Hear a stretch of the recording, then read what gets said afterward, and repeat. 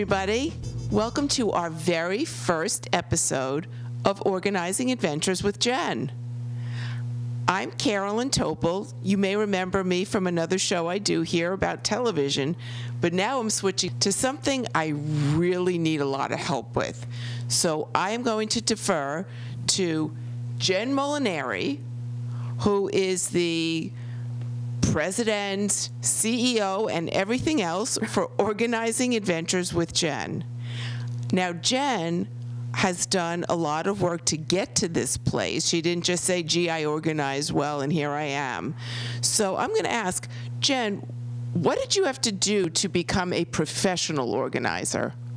So I had to sign up for NAPO, which is National Association of Productivity and Organizing Professionals, if I got that right. It's a very long name.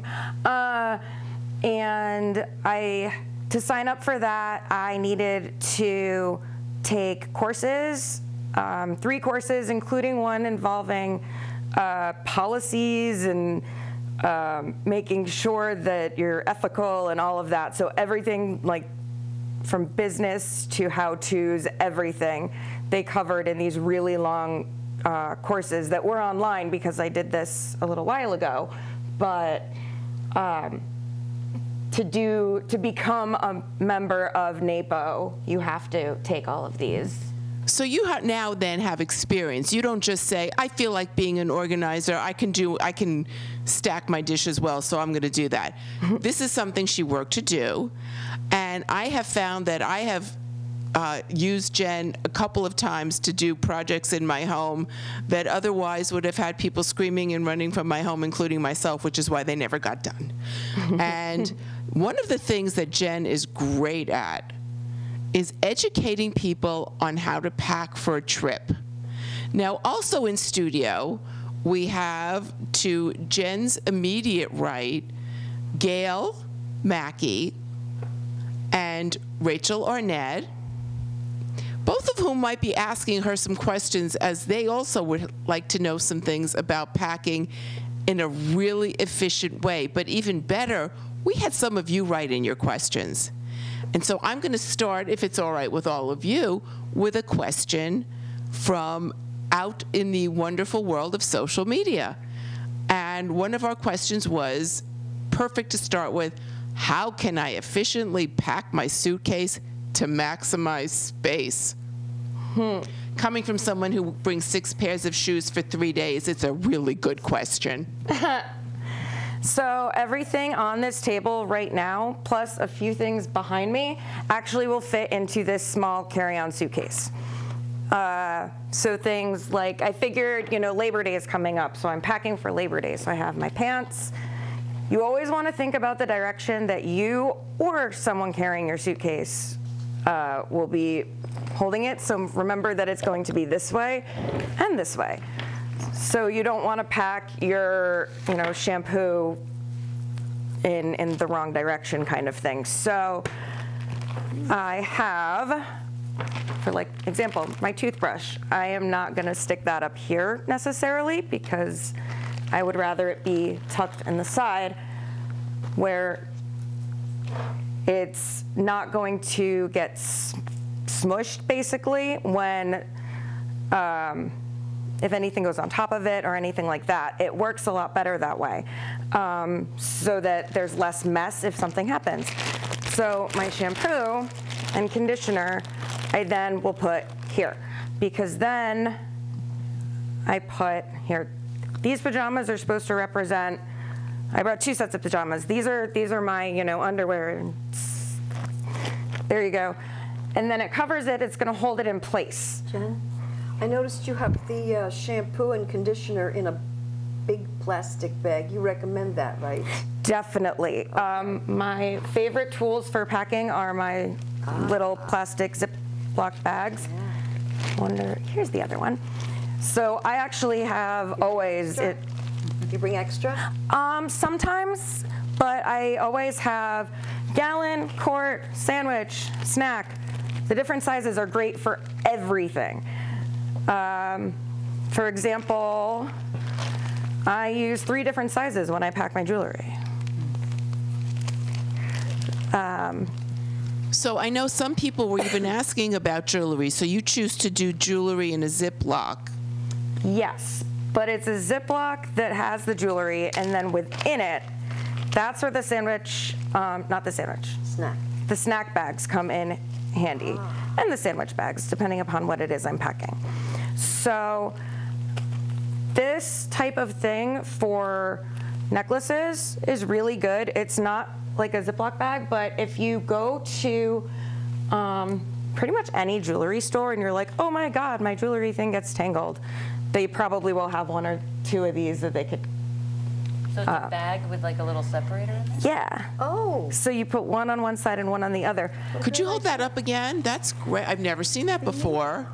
It's how I actually, the necklace I'm wearing, it's how I got it back when it got fixed. And it's the only way that I will pack the necklace I'm wearing if I pack it. So that it's not all just sitting in a clump like all of mine are when I get to my destination. Exactly.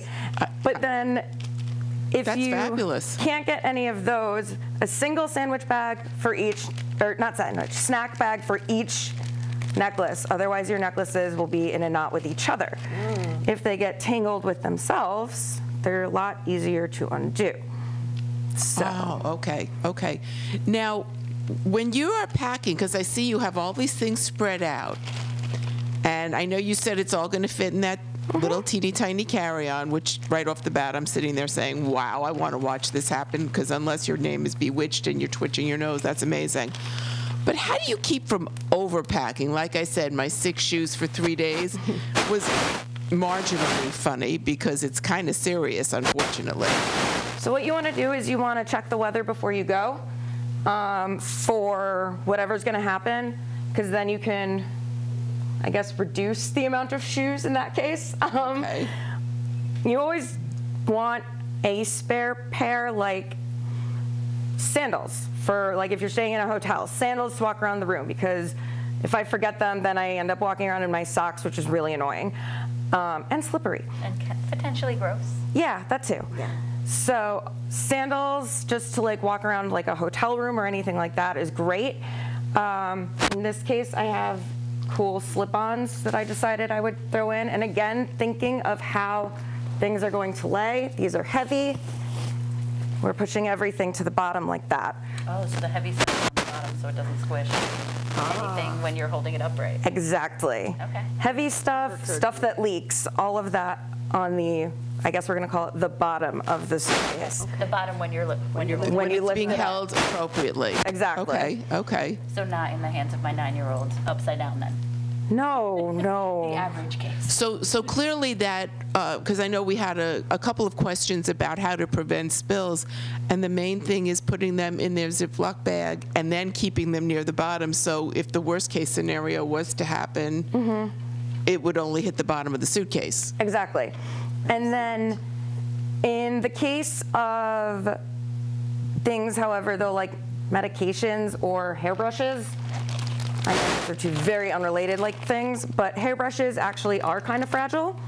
So even though it's in its Ziploc bag, because I pretty much put anything that I use as a toiletry in a Ziploc bag, you do want this to be more towards the top or like the toothbrush on the side, because it has those tongs and you don't want them to break. Actually, meds I usually just end up throwing in my purse, but one thing I've started to do is use old vitamin bottles. If you're only going away for a few days, I take the doses I need to take and I put them in little baggies and I throw them into the vitamin bottle. Because a lot of us, if we take stuff like that, we end up having a big one that we just sort of narrow down and work through, because the big ones are honestly less expensive. So at that point, So when you have your 90-day supply of medication and you only are going away for the long weekends, you put it in a little Ziploc, but then it's like got its own little suitcase. yeah, pretty much. So it seems, idea. That's easier to find too with the other bags yeah. together. And I usually have 2 because I happen to take some stuff in the morning and at night. I have less at night, so I use the small one for that, more in the morning, big one for that. Okay. So as you continue to pack, you know, we're going to watch you pack a little bit more of whatever comes next, some clothing. And I see you do keep it folded. You're not rolling things in a ball to squish it in. And The only time I roll things is on the way back when, you know, I slept in my shirt or, you know, wore this for like a day. I schwitzed up the wazoo. I roll it up. But what I actually do when I roll up laundry is I roll the small laundry into the shirt because that keeps it from going everywhere. So, I mean, these are the socks that are clean and packed, but I would take that and roll it up in it. It saves space and it helps so you don't actually lose your laundry. That's great. Within your bag. Now, I like that going home because you're rolling up the laundry, which is great. What do you do to keep your clothing before it becomes laundry from wrinkling?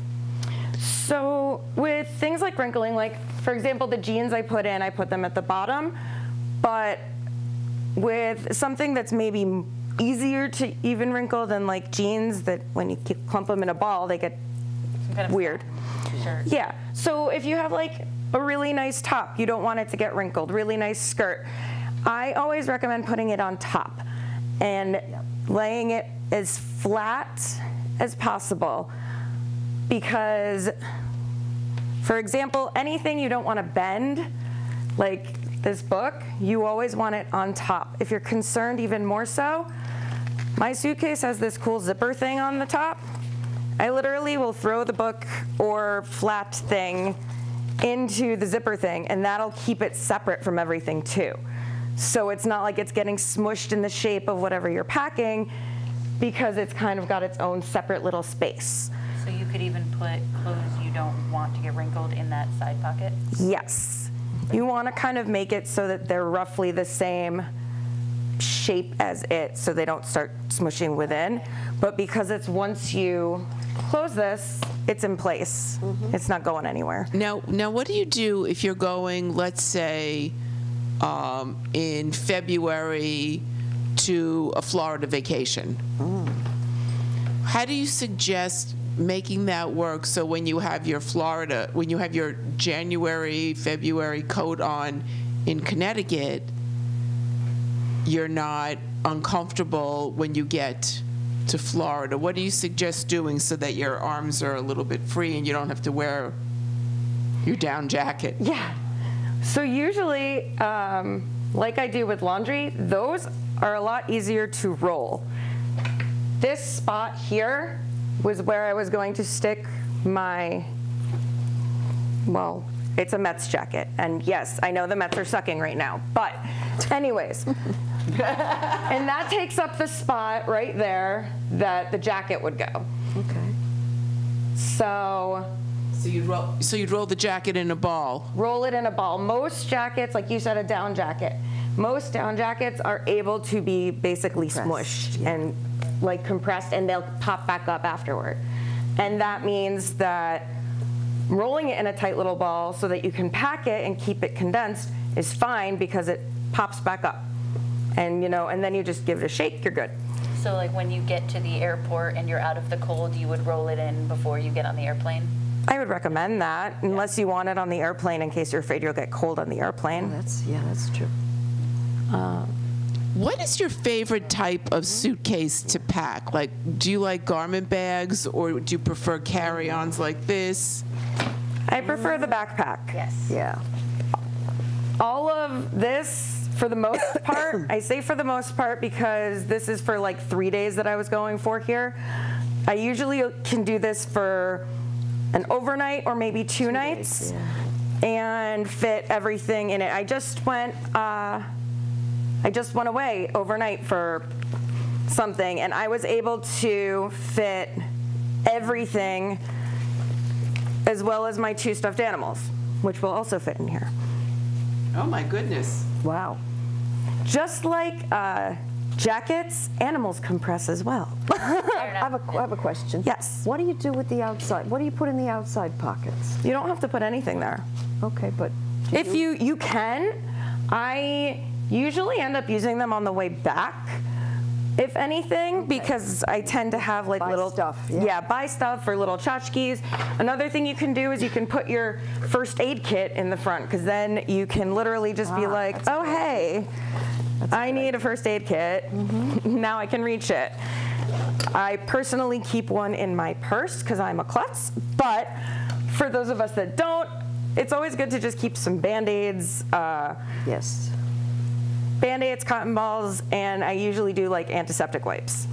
And that Always. pretty much works as like the minimal amount of stuff you can keep in a travel first aid kit. Well, sometimes I'll put, I mean, you could put books in there as well, right? Or like Oh, yes, in the plan outside entertainment, pockets. whatever you're going to. Yeah, and this book would stay pretty flat out here too. Where would you put a phone charger and Phone charger. a laptop? So laptop, if you're not going to use it on the airplane, but bring it on with you or on whatever transportation you're taking, I put it in the middle. Okay. I Keep it use safe. my clothes as a buffer. So like I only brought like DVDs, which I think are fragile. But let's call it a Kindle. Okay. Okay, we'll call it a Kindle. There you go, my Kindle. iPad, there you go. Or iPad. There it is. Now it's protected by clothes. It's on both sides. It's not like I put it on the bottom. It's in between everything. And so that's like it's padding, basically. And I know as a bonus, for some people, they have either carry-ons or backpacks that actually have laptop cushion sections yes. specifically for that. Yeah. So I guess that would act like but you're using your clothing so that no one has to go out and buy a suitcase so that they can bring their laptop safely. Yeah, this is if, you know, I don't know how old this is, but it's probably a lot older than. Right. What would you do? Where would you put in your suitcase as you're packing it your travel documents so they're handy, but they're not going to fall out every time you buy, you know, a bottle of soda or something, or a bottle of water? Where would you put things like the passport, the tickets, things like that? So for that, I mean, in my case, I use my purse. My purse carries pretty much anything super important. Show the size of it, though, because you're saying it carries everything important, but it's Okay. actually not big. It's really small. Okay, so Loungefly bags are just basically big caverns. Like, they don't really hold that much unless you kind of sectionalize it. That's not a word, but so I have little pouches that have everything. And remember how I said I always keep a first aid kit with me? There you go. This is mine. Everything is separated as necessary. Oh, so you keep different types of things in different little pouches, kind of like what you did with. Yes, Your unless I toiletries. have a purse that has lots of pockets. Those are a different story. okay. But That's what you because mean by this is cavern. just a cavern, basically, and no pockets, no nothing, I have little sections that I've created. What about carrying? I have a passport holder that goes around my neck and will. That's a good thing as well. I Yeah. don't do really international travel. I haven't, at least for a very long time. But I did have this flat sort of fanny pack-like Yes, thing. Yeah, yeah. The travel belts. Yes. Yeah. It's travel belts. a travel belt, yeah, that. And you could wear it like this, you could wear it around here. That works for easy access, and that also is probably more comfortable than carrying a purse for a guy. Yes. So, The other thing I noticed is your different little pouches that had different things that were all different. Like you didn't buy matching ones. no, they can't match, because if they match, then you get confused and you don't know what's in everything. That's right. Okay, okay. So it would be like, this pouch is the first aid pouch, this pouch is my travel documents, this pouch is my medicines, or whatever it may Yeah, be. exactly. This pouch has my pens, which are diagonal in there, as well as my Lactaid and a Band-Aid. I actually have a Band-Aid in every pouch, just because that's who I am. How about makeup? I do not wear makeup, but this would be the pouch that it would fit in. Okay. In here is actually extra keys to my friend's house, and that probably is a Something to leave home. Okay, yes, generally speaking, something to leave home, but it could kind of represent Okay. Some makeup. some makeup because it's chunky. So all the chunky keys go in there. And then I have my, what are they, AirPods? Yeah. Yes. And my inhaler's actually in that one too, because I figured AirPods are probably something you want to access pretty fast, but also your inhaler. So, Yeah. Okay, another question. How can you pack efficiently for multiple activities or events during a trip? Like, let's say you have packed all this, but you know that you also, as part of this really relaxing weekend, but part of the reason you're going on the weekend is Saturday night, there's a wedding. Oh, boy. okay. What would you So, do? In that case, first of all, you know that Saturday night is this wedding. So that night, technically, is now this. Because you're wearing this on that day. So I personally don't really wear anything that's like super wrinkly. So mine would end up being like laying on top, like flat-ish, And you spread take it out. out first. Oh, that's what you were saying earlier, is Yes. that the best clothes go across the top. Exactly, and take them out first. And I would like to think that anywhere you're going, whether it's a friend's house or a hotel or anything, I'd like to think they have a shower. So there, if you're concerned about wrinkles or you're like seeing them because you're so used to them or something like that, literally turn the shower on hot, close the bathroom door, but before that you put the item on a hook in the bathroom so that it gets the steam. Yeah. So if you're concerned as a last minute thing, you can always do that. Steam really does work, I promise. And I've noticed the one thing I do try to do is when I do pack something dressy, and I do save it for last, that I actually fold that with super care. Like I'll spread it out on my bed before I actually begin the Exactly. folding process. Exactly. You want everything to be laid out, spread out. When it comes to stuff that's fancier, to make sure that it stays good. I will say, regardless, the plush are always last because they go smush. They can, yeah, and I'm also noticed how you folded that hat. I was wondering how you would fold a baseball cap. That's terrific. Oh yeah, you fold it inward. Fold it inward, and you could even actually fit something like socks in it there as well. If you think it's taking up space, you can get socks in there, which I've done when I go on a trip with my husband, because his socks are bigger than mine. So I'm looking, you got a big thing at the end of this table. A big thing with the power cord. Yes. What is that? That's a white noise machine. Because, well, I mean, not everybody needs one. Not everybody, but some people pack stuff that's unique to them that I can't just show you because I don't know it's unique to you. And I don't really do cords the way you're supposed to. I just try and do them as conveniently and condensed as possible. And again, this is a situation of weight. So you want it towards the bottom, but because it's an electronic, you also want it between clothes. Okay, I have a question. So Yes. wait, it's between the clothes, but it's above the shoes. Yes, because the shoes would crush the electronic. Thank you. Okay, so that's great, because I mean, a lot of So people now- like white noise machines in hotels because they don't want to hear everybody else's business. I have a question. Seeing the white noise machine, there are other machines that people bring. I had a friend who brought a CPAP machine. So CPAPs actually, usually they have their own bags, and they count as meds. So they don't count as one of your bags when you go on a plane. Oh.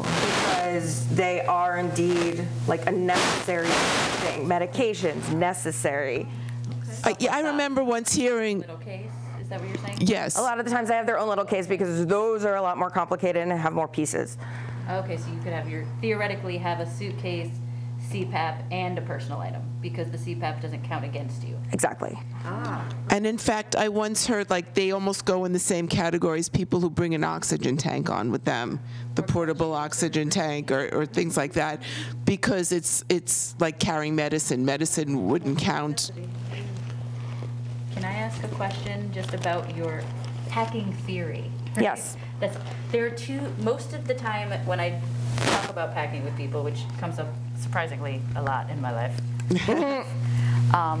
they either pack everything kind of segmented in the way that you did this, where it's like underwear here, socks here, but sometimes I have friends who will do like day one here, and then day two will be under day one.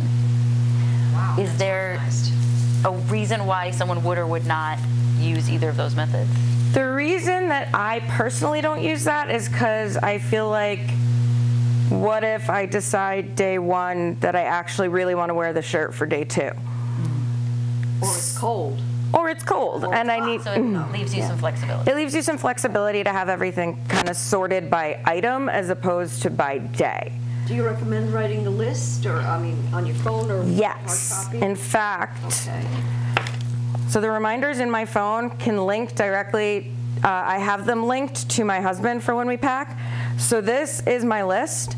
Every time I put something in, I check it off. So we have socks, shirts, pants. And they disappear as you check them off. Yep, they disappear and they go to the bottom, so that actually when I pack to go home, if it's a short trip, so my laundry's not like in a separate spot, I literally uncheck everything. I do double check wherever I was staying and make sure, because I'm still paranoid, but unchecking it means that I've basically packed again using the same list. Well, I think it's important to double check. I don't think it's paranoid, by the way. Yeah. I've left books, I've left clothes, I've left stuffies, I've left. You can't leave the plush. Thankfully, they've all been mailed to me, but I'd much prefer to not have to deal with it. But I like the idea of your I think you have given us some amazing ideas to at least get started. And I'm looking at you, Zip, because it doesn't look like you're suffering.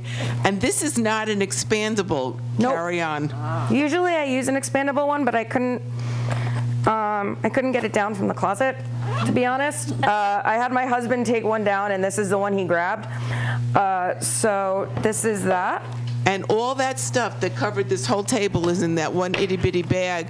And this is, by the way, acceptable on airlines for the overhead compartment. This is the right size for that. So she just put, like, what, 3 days worth of clothing? 3 days worth of clothes, some plush, a white noise machine, toiletries. And a book. A book that, you know, can also represent anything fragile. DVDs, which are Kindle. The or DVD, which could Apple. also replace Kindle, the Kindle. iPad, whichever.